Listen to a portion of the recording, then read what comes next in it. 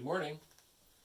I don't know whether you knew it or not, but China has finally released the name of the first coronavirus patient.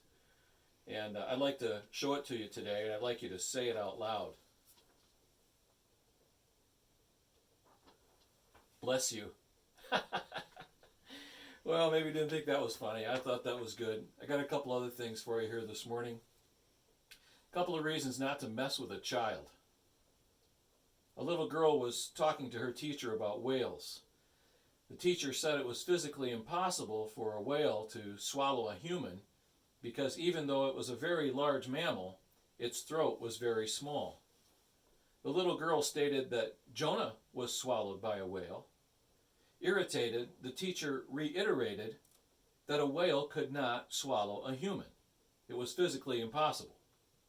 The little girl said, "When I get to heaven, I will ask Jonah." The teacher asked, "What if Jonah went to hell?" The little girl replied, "Then you ask him." Here's another reason. A kindergarten teacher was observing her classroom of children while they were drawing. She would occasionally walk around to see each child's work. As she got to one little girl who was working diligently, she asked what the drawing was. The girl replied, "I'm drawing God." The teacher paused and said, "But no one knows what God looks like." Without missing a beat or looking up from her drawing, the girl replied, "They will in a minute." One more, and then I'll tell you what this is about. The children were lined up in the cafeteria of a Catholic elementary school for lunch. At the head of the table was a large pile of apples. The nun made a note and posted it on the apple tray. "Take only one. God is watching."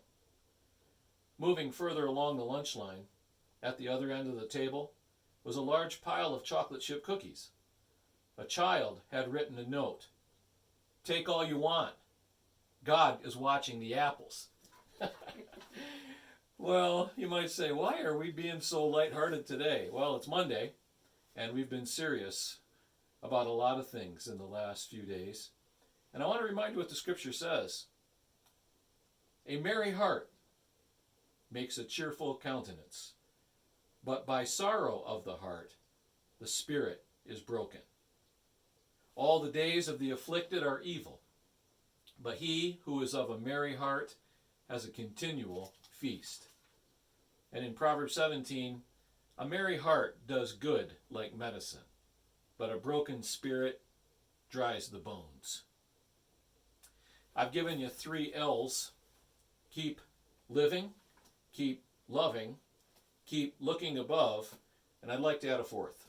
Keep laughing. You know, it's in a lighthearted spirit, without being trivial or trite, that we actually reflect the goodness of our Father.